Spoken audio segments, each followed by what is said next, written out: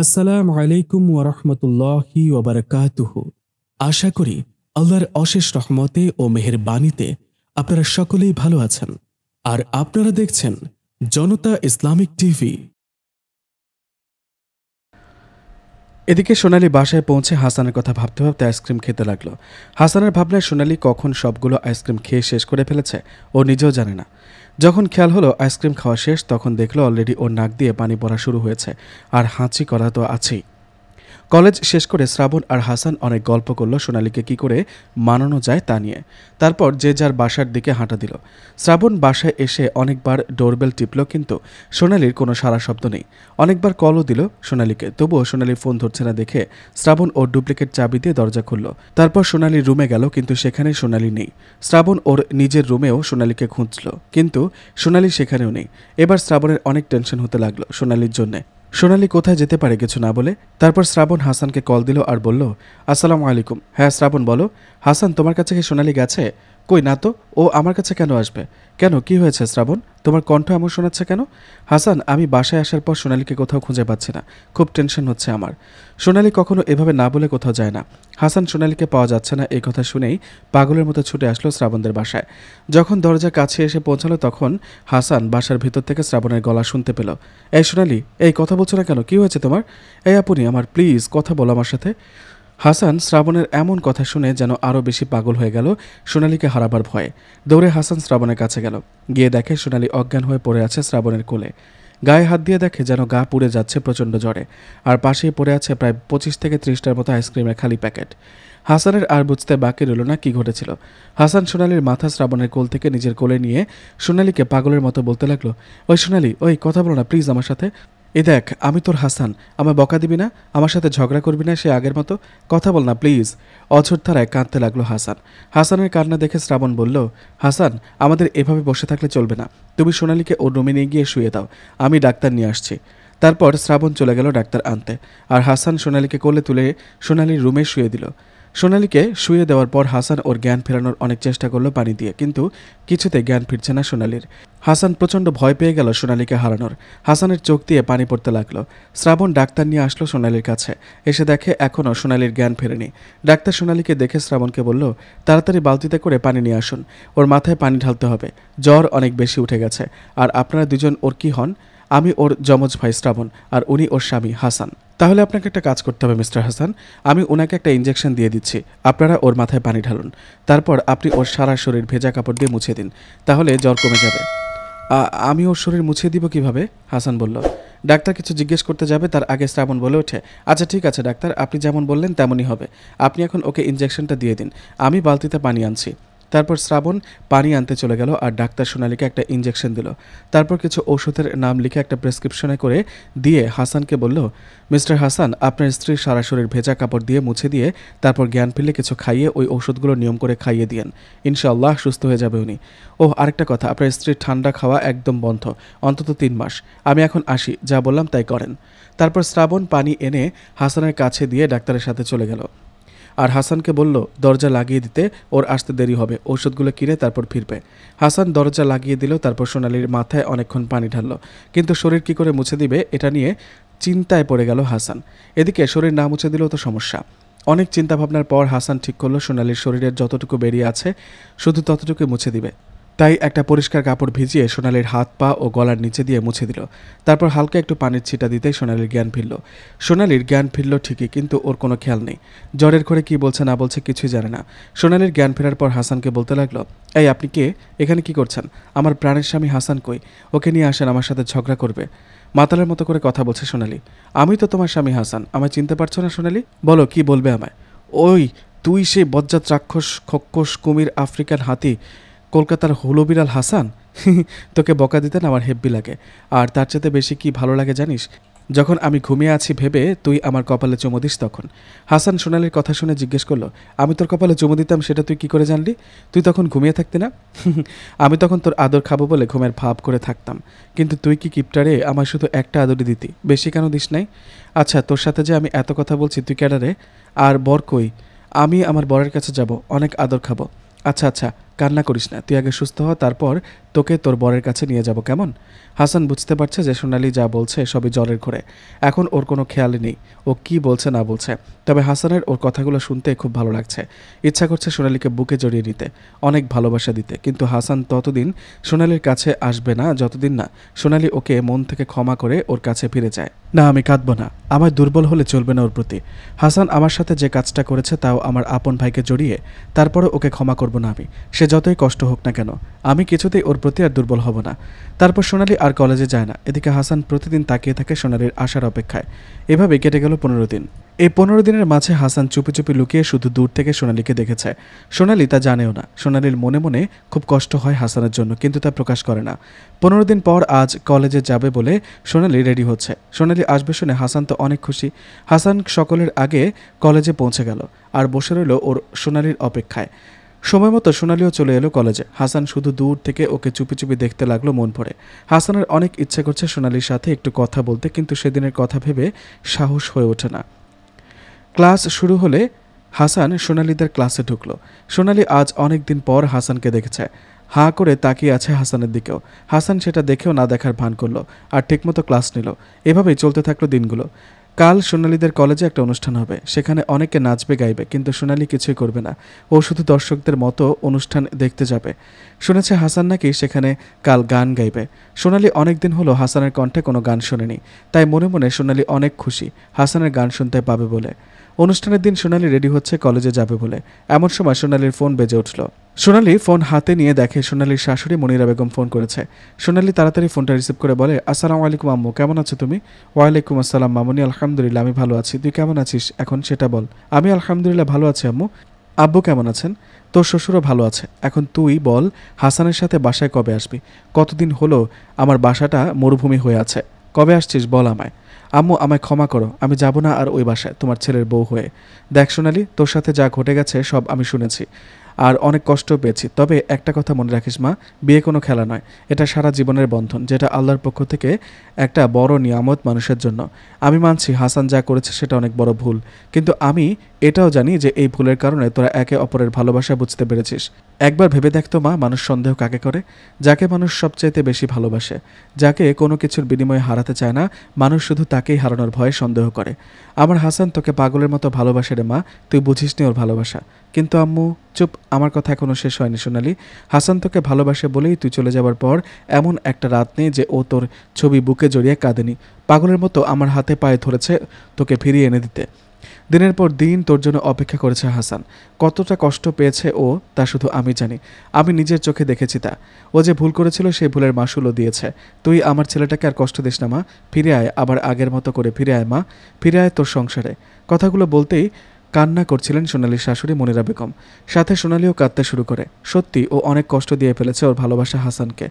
মনিরা বেগম আর কিছু না বলে ফোন কেটে দিল আর সোনালি ফোনটা রেখে সোফায় বসে কাঁদতে লাগলো। এমন সময় শ্রাবণ এলো। সোনালিকে কান্না করতে দেখে শ্রাবণ বলতে লাগলো, এখনও সময় আছে সোনালি, তুমি হাসানকে ক্ষমা করে দাও। ও ওর ভুলের যথেষ্ট শাস্তি পেয়েছে, ওকে আর কষ্ট দিও না বোন। শত হলেও ও তোমার স্বামী আর তুমি ওর স্ত্রী, তোমাদের সম্পর্ক আল্লাহর পক্ষ থেকে। তাই হাসানকে ক্ষমা করে ওর কাছে ফিরে যাও সোনালি, ফিরে যাও হাসানের কাছে আগের মতো। হাসান কতটা কষ্ট করেছে আমি জানি সব। তুমি যখন অসুস্থ ছিলে তখন ও তোমার সেবা করেছে, তোমায় আগলে রেখেছে। যেদিন আমরা এখানে চলে আসি সেদিন ও তোমায় খুঁজতে পাগলের মতো জায়গায় জায়গায় ঘুরেছে। শুধুমাত্র তোমার জন্য হাসান ওর বাড়ি ঘর মা বাবা সব ছেড়ে এখানে টিচার হয়ে এসেছে। তুমি জানো ওই বাসায় কতটা কষ্টে থাকে? যে ছেলে কখনো একা এক গ্লাস পানি ভরে খায়নি, সে ছেলে নিজে রান্না করে খায়। কখনো হয়তো রান্না করতে না পেরে না খেয়েও থাকে। আর কত কষ্ট দিবে তুমি হাসানকে? তোমার ভাই হিসেবে তোমার কাছে আমার অনুরোধ, তুমি ফিরে যাও তোমার স্বামী হাসানের কাছে, আর কষ্ট দিও না ওকে। কথাগুলো বলে সোনালিকে কিছু বলার সুযোগ না দিয়ে চলে গেল শ্রাবণ। আর সোনালি কান্নায় ভেঙে পড়ল। পুরনো স্মৃতিগুলো মনে করতে লাগলো। হাসান সত্যি ওকে ভালোবাসে আর ও নিজেও হাসানকে পাগলের মতো ভালোবাসে। তবুও কেন কাঁদাচ্ছে ও হাসানকে, আর কেনই বা নিজেও কাঁদছে? সোনালি অনেক ভেবে ঠিক করলো ও ফিরে যাবে হাসানের কাছে, আর কষ্ট দিবে না ওকে। আগের মতো ভালোবাসায় ভরে যাবে ওদের জীবন। সোনালি ওয়াশরুমে গিয়ে হাত মুখ ধুয়ে অনেক সুন্দর করে সাজলো। তারপর বোরকা পরে বেরিয়ে পড়ল কলেজের উদ্দেশ্যে। কলেজে গিয়ে সোনালি হাসানকে খুঁজতে লাগলো, কিন্তু কোথাও পাচ্ছে না সোনালি ওর হাসানকে। সোনালি চিৎকার করে কাঁদতে ইচ্ছা করছে। বলতে ইচ্ছা করছে হাসান ফিরে এসো আমার জীবনে, কিন্তু সোনালিও সেটা করতে পারছে না। নিজেকে বড় অপরাধী মনে হচ্ছে সোনালির। তবুও সোনালি হাল না ছেড়ে কলেজের সব জায়গায় পাগলের মতো খুঁজতে লাগলো হাসানকে। এমন সময় শ্রাবণ এসে সোনালিকে বলল, সোনালি, আমি জানি তুমি হাসানকে খুঁজছো, ওকে খুঁজতে হবে না। একটু পর ওকে স্টেজে দেখতে পাবে, অনুষ্ঠানে গান গাইবে ও, তাই চলো আমরাও গিয়ে ওখানে বসি। শ্রাবণের কথা শুনে সোনালি আর কোনো কথা বলল না। শ্রাবণের সাথে গিয়ে দুটা চেয়ারে দুজন বসলো। তারপর অনুষ্ঠান শুরু হলো। একে একে অনেকেই অনেক কিছু করলো। কেউ ভাষণ দিল, কেউ গান গাইলো, কেউ বা নাচলো, কিন্তু কোথাও হাসানের দেখা নাই। সোনালির সব কিছু কেমন বিরক্ত লাগছে হাসানকে ছাড়া। যখনই সোনালি ভাবলো ও উঠে চলে যাবে, ঠিক সেই মুহূর্তে হাসান স্টেজে উঠল আর সবাই ওয়াও বলে উঠল। সোনালি হাসানের দিকে তাকিয়ে দেখে হাসান নীল রঙের একটা পাঞ্জাবি পরেছে। হাসানকে অসাধারণ দেখতে লাগছে। সোনালি যেন হাসানের দিক থেকে চোখ সরাতেই পারছে না। সোনালির অনেক খুশি খুশি লাগছে হাসানকে দেখে, কিন্তু হাসানের মুখে হাসি নেই। চোখ দুটো হালকা লাল হয়ে আছে, হয়তো কেঁদেছে সোনালির জন্যে। তারপর হাসান সোনালির দিকে তাকিয়ে গান গাইতে শুরু করলো। তুই ছাড়া এক একটা দিন কি যে যন্ত্রণা, বুকের ভিতর অন্তহীন নীল নীল বেদনা, দু চোখ পুড়ে কি দহনে তুই তো দেখিস না, তুই ছাড়া এক একটা দিন কি যে যন্ত্রণা, দু চোখ জুড়ে বৃষ্টি ঝড়ে হৃদয়টা হয় যেন নদী, তোর না থাকার এক একটা ক্ষণ ছুঁয়ে দেখতে যদি। পুরো গানটা হাসান সোনালির দিকে তাকিয়ে গাইল, আর সোনালি হাসানের দিকে তাকিয়ে। গানের প্রতিটি কথা যেন ওদের দুজনের জন্যই লেখা, দুজনেরই চোখে পানি। গানটা শেষ হতে সোনালি উঠে চলে গেল, আর যাওয়ার আগে শ্রাবণকে যেন কি বলে গেল। শ্রাবণের মুখে হাসি ফুটে উঠল। সোনালির চলে যাওয়া দেখে হাসানের মনটা আরও খারাপ হয়ে গেল। হাসান স্টেজ থেকে নেমে অফিস রুমে চলে গেল। গানটা শেষ হতে সোনালি উঠে চলে গেল, আর যাওয়ার আগে শ্রাবণকে যেন কি বলে গেল। শ্রাবণের মুখে হাসি ফুটে উঠল। সোনালির চলে যাওয়া দেখে হাসানের মনটা আরও খারাপ হয়ে গেল। হাসান স্টেজ থেকে নেমে অফিস রুমে চলে গেল। শ্রাবণ হাসানের পিছু পিছু অফিস রুমে গেল। অফিস রুমে গিয়ে দেখে হাসান বাচ্চাদের মতো ফুপিয়ে ফুপিয়ে কাঁদছে। হাসানের কান্না দেখে শ্রাবণ হা হা করে হাসতে লাগলো। তারপর হাসানের কাছে গিয়ে বলল, ওই শালার দুলাভাই, ছেলে মানুষের মান সম্মান একেবারে জলে ডোবালে গো। এভাবে মেয়েদের মতো কেউ কাঁদে? ইচ্ছা করছে তোমার কান্না করা ভিডিও করে ইন্টারনেটে ছড়িয়ে দিই। শ্রাবণের কথা শুনে হাসান চোখ মুখে মুছে দৌড়ে এসে শ্রাবণকে জড়িয়ে ধরল। তারপর বলতে লাগলো, শ্রাবণ, আমি আর পারছি না সোনালিকে ছেড়ে থাকতে। বড্ড কষ্ট হচ্ছে আমার ওকে ছাড়া। আমার ভুলের মাসুল আমি আর কত দেব বলো? সোনালিকে আমায় ক্ষমা করবে না কখনো? আমি যে আর পারছি না সহ্য করতে এই কষ্ট। কথাগুলো বলে আবার কাঁদতে লাগলো হাসান। এই দেখো, আবার বাচ্চাদের মতো কাঁদে। আরে থামো থামো, তোমার কষ্টের দিন শেষ। তোমার সুখের দিন শুরু করার খবর নিয়ে এসেছে আমি। সোনালি তোমায় আমাদের বাসায় ডেকেছে। তোমার গান শুনে যাওয়ার সময় বলে গেছে আমায় তোমায় পাঠিয়ে দিতে। শ্রাবণের কথা শুনে, সত্যি বলছো শ্রাবণ তুমি? সত্যি কি সোনালি আমায় ক্ষমা করেছে, আমায় ডেকেছে ও? হ্যাঁ রে বাবা, এখন আর কথা না বাড়িয়ে যাও তো তোমার সোনালির কাছে। আমার আবার অনেক কাজ করতে হবে সামনে। তোমার আবার কি কাজ? কি কাজ মানে? নতুন করে তোমার আর সোনালির বিয়ের আয়োজন করতে হবে না বুঝি? প্রথম বিয়ে তো আমাকে ছাড়াই করেছ, তাই তো এই অবস্থা। এবার সব ব্যবস্থা আমি করব, দেখবে তোমরা অনেক সুখী হবে। এখন কথা না বাড়িয়ে যাও তো। হাসান অনেক খুশি হয়ে শ্রাবণকে আবার জড়িয়ে ধরল। তারপর গালে একটা চুমু দিয়ে বলল, আই লাভ ইউ রে শালা বাবু, লাভ ইউ সো মাচ। ইস, কি যে করে! হায় হায় রে, আমার ভবিষ্যৎ বউ যদি জানে তুমি এভাবে আমায় কিস করলে, তাহলে তো তোমার সাথে আমাকেও মেরে ফেলবে গো। ফাজিল দুলা ভাই, যেমন বোন তার তেমন ভাই, শুধু ভবিষ্যতের চিন্তা ফাজিলগুলা। কথাগুলো বলে হাসতে হাসতে দৌড় দিল হাসান সোনালির কাছে যাবে বলে। হাসানের মনের মাঝে ভয় ও আনন্দ দুটোই কাজ করছে। সোনালি কি সত্যিই ক্ষমা করেছে ওকে, নাকি ক্ষমা করেনি এখনো? হাসান সোনালিদের বাসার সামনে গিয়ে ফোনের স্ক্রিনে নিজের মুখটা একটু দেখে নিল ঠিক আছে কিনা। তারপর দরজায় কড়া নাড়ল। একটু পর খট করে দরজা খুলে গেল। হাসান খুব ভয়ে ভয়ে ভিতরে ঢুকলো। তারপর দরজা লাগিয়ে পেছনে ঘুরতেই সোনালি দৌড়ে এসে হাসানকে জড়িয়ে ধরল।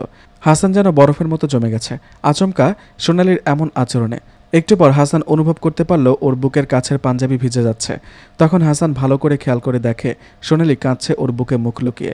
তারপর হাসান কিছু বলতে যাবে তার আগেই সোনালি বলতে লাগে, আমায় ক্ষমা করে দে হাসান ভাইয়া, আমি আর কখনো তোকে অবহেলা করব না। আমার জন্যে অনেক কষ্ট পেয়েছিস তুই, আমি আর তোকে কষ্ট দিব না, একজন ভালো স্ত্রীর মতো থাকবো। তখন হাসান সোনালির মাথা ওর বুক থেকে 2 হাত দিয়ে তুলে বলে, হেই পাগলি, এভাবে কাঁদছিস কেন তুই? আমিও তোকে অনেক কষ্ট দিয়েছি, না জেনে না বুঝে। আমার এই শাস্তিটুকুর দরকার ছিল। তুই কাঁদিস না প্লিজ শোনাবো আমার। আমি আর কখনো তোকে সন্দেহ করব না, অনেক অনেক ভালোবাসবো তোকে। আমাদের দুজনের মাঝে আর কখনো সন্দেহের কিছু থাকবে না। চল এবার নিজের বাড়ি ফেরা যাক। কতদিন আর এভাবে দূরে থাকবি বল? ফিরে যাব, কিন্তু আমার কিছু শর্ত আছে। আবার কি শর্ত? আমায় আবার নতুন করে বিয়ে করতে হবে, আর বিয়েতে আমায় নিয়ে যাওয়ার জন্য পালকি অথবা ঘোড়ার গাড়ি নিয়ে আসতে হবে। বাসর ঘর অনেক সুন্দর করে ফুল দিয়ে সাজাতে হবে, আর আমায় প্রতিদিন মন ভরে আইসক্রিম খাওয়াতে হবে। ওরে বাবা, এতগুলো শর্ত! ওকে, আমার মহারানী তাই হবে। আপনার ইচ্ছা মতোই সব করব আমি আর আমার শালাবাবু, যাকে ছাড়া আপনাকে আবার ফিরে পাওয়া সম্ভব ছিল না আমার। মানে শ্রাবণ তাহলে তোকে সব বলেছে আমার ব্যাপারে? জি ম্যাডাম, শ্রাবণ আমায় অনেক হেল্প করেছে তোমার ফিরে পেতে। এরপর এভাবেই ওদের মাঝে আরও অনেক কথা হলো। সেদিনই বিকেলে শ্রাবণ, হাসান আর সোনালি বাড়িতে ফিরে এলো।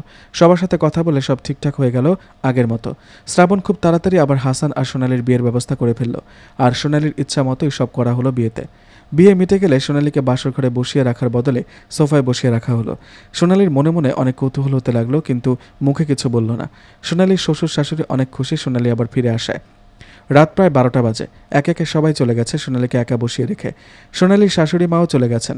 সোনালীর অসম্ভব বিরক্ত লাগছে, তাই সোনালী একা একাই নিজের রুমে যাওয়ার জন্য পা বাড়ালো। আর অমনি পেছন থেকে হাসান এসে সোনালীর চোখ বেঁধে দিল। সোনালী চিৎকার করার জন্য যখনই মুখ খুলতে যাবে তখন হাসান মুখ চেপে ধরে বলল, ওই পেতনি, জান আমার, একটু চুপ করে থাকতে পারিস না? আমি তোর কুমড়ো পটাশ বর, চুপ করে আমার সাথে চল, তোর জন্য সারপ্রাইজ আছে। হাসানের কথা শুনে সোনালী বলতে লাগলো, ওই আফ্রিকান হাতি, তুই আমার সারপ্রাইজের নাম করে আবার মেরে ফেলবি না তো? ও মাগো, আমি মরতে চাই না। আমার ভবিষ্যৎ জামাই তুরি, ভবিষ্যৎ ছেলেপুলের কি হবে গো? এই একটু চুপ করে থাক না প্লিজ, তোর ভবিষ্যৎ ছেলেপুলের জন্য এই সারপ্রাইজ। সোনালী আর কোনো কথা বলল না, চুপ করে হাসানের সাথে যেতে লাগলো। তারপর রুমে ঢুকে হাসান সোনালীর চোখের বাঁধন খুলে দিল। তারপর বলল, এখন চোখটা খুলতে পারেন মহারানী। সোনালী চোখ খুলে একদম হা হয়ে গেল। সোনালীর রুমটা ফুলে ফুলে একদম ফুলের বাগানের মতো লাগছে। এত সুন্দর ঘর সাজানো সোনালী জীবনেও দেখেনি। সোনালীকে হা করে তাকিয়ে দেখে হাসান বলল, পছন্দ হয়েছে ঘর সাজানো আমার ভবিষ্যৎ ছেলে মেয়ের আম্মুর? সোনালী হাসানের কথার উত্তর না দিয়ে দৌড়ে গিয়ে ফুল নিয়ে দেখতে লাগলো, যেন কোনো ছোট্ট বাচ্চার মতো। আর হাসান মুগ্ধ চোখে সোনালীর দিকে তাকিয়ে রইল। সোনালীর গালের টোলপড়া হাসি যেন হাসানকে পাগল করে দিচ্ছে। অনেকক্ষণ ফুল নিয়ে খেলা করে সোনালী দৌড়ে এলো হাসানের কাছে। তারপর হাসানের হাত ধরে টেনে নিয়ে বিছানায় বসিয়ে বলল, সব কিছু আমার অসাধারণ লেগেছে, আমি খুব খুশি হয়েছি। এখন আমার একটা স্বপ্ন আছে এই বাসর রাতকে নিয়ে, সেটা করব কেমন? কি স্বপ্ন বলো আমায় আজকের এই রাত নিয়ে? আচ্ছা বলছি, আগে এটা বলো যে আমার এখন যা করতে ইচ্ছা হচ্ছে তোরও কি তাই করতে ইচ্ছা হচ্ছে? কিন্তু তোর কি ইচ্ছা করছে রে? আর আজকের রাত নিয়ে কি স্বপ্ন দেখতি তুই? বল না আমায়। সব ইচ্ছা পূরণের আগে আমাদের এই তুই-তুকারি করা ছাড়তে হবে। কোনো ভালো স্বামী স্ত্রীরা কখনো তুই-তুকারি করে না। তুমি আর আমিও আর কখনো তুই-তুকারি করবো না এখন থেকে, শুধুই তুমি আমি কথা। এবার বলো তোমার কি ইচ্ছে যেন করছে বললে? আমার না খুব দারুণ একটা উত্তেজনা হচ্ছে ইচ্ছেটা ভেবে। চলো এখনই ইচ্ছেটা পূরণ করে দাও আমার।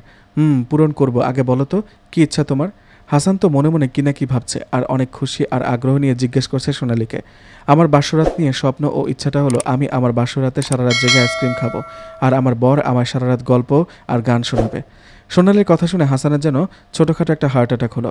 হাসান কি না কি ভাবলো, তারপর সোনালী এটা কি বলল? ওই বরমশাই অমন গন্ডারের মতো তাকিয়ে আছো কেন গো? জানি আমায় আজকে অনেক বেশি সুন্দর লাগছে, তাই বলে এভাবে তাকিয়ে থাকতে হবে? আমার বুঝি লজ্জা করে না? হাসান সোনালীকে 5টা আইসক্রিম এনে দিয়ে বলল, এই নাও আমার পিচ্চি বউ, তুমি আইসক্রিম খাও, আমি ঘুমাই। তুমি ঘুমাবে মানে? তুমি ঘুমালে আমায় গল্প শোনাবে কে? তুমি গল্প শোনাও আর আমি আইসক্রিম খাই। হাসান সোনালীর কথা শুনে মনে মনে বলল, এই মেয়েকে দিয়ে এর চাইতে বেশি কিছু আর আশা করা যায় না। একটা আস্ত পাগলি। তবে এই পাগলিটাই আমার ভালোবাসার ছোট্ট মিষ্টি একটা পৃথিবী। অনেক অনেক ভালোবাসি তোমায় জান সোনালী, মনে মনে বলল। আচ্ছা সোনালী, একটা কথা বলো তো, তুমি পৃথিবীতে সবচাইতে বেশি কাকে ভালোবাসো? কাকে তোমার প্রতিটা মুহূর্তে মনে পড়ে মিস করো? সে আমার সবচাইতে প্রিয় ও ভালোবাসার আইসক্রিম। হ্যাঁ, আমি পৃথিবীতে সবচাইতে বেশি আইসক্রিম ভালোবাসি। বুঝেছি, ওই আইসক্রিমে আমার সতীন। তুমি আমাকে ছাড়লেও আইসক্রিম ছাড়বে না। হ্যাঁ ঠিক বলেছ গো, কুমড়ো পটাশ বরমশাই। তারপর বেচারা হাসান গালে হাত দিয়ে বসে পড়ল, আর সোনালী অনেক মজা করে আইসক্রিম খেতে লাগলো। বেচারা হাসানের জীবনে মনে হয় আর ফুলসজ্জা করা হবে না গো। হাসানের জন্য সবাই এক বস্তা সমবেদনা জানায়।